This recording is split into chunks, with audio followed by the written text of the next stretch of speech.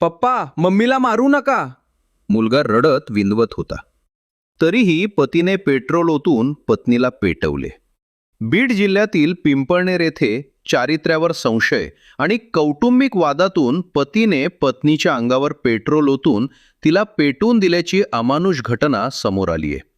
या घटनेत गंभीर भाजलेल्या अनुष्का मिलिंद शिरसट वय 37 यांचा छत्रपती संभाजीनगर येथील घाटी रुग्णालयात उपचारादरम्यान बुधवारी पहाटे मृत्यू झाला.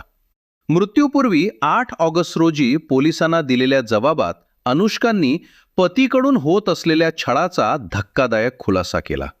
पतीने छळ करून माझी हाडे खिळखिळी केली होती. तो मुलालाही बेदम मारायचा. 7 ऑगस्टच्या रात्री त्याने माझ्यावर पेट्रोल ओतले. त्यावेळी माझा लहान मुलगा पप्पा, मम्मीला मारू नका म्हणून ढसाढसा रडत विनवणी करत होता.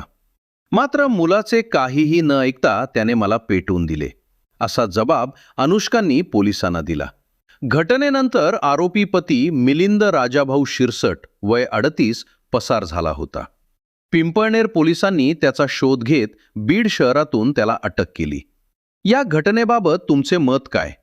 कौटुंबिक हिंसाचार रोखण्यासाठी समाजाने आणि प्रशासनाने आणखी काय पावले उचलायला हवीत? आपल्या प्रतिक्रिया कमेंटमध्ये नक्की सांगा.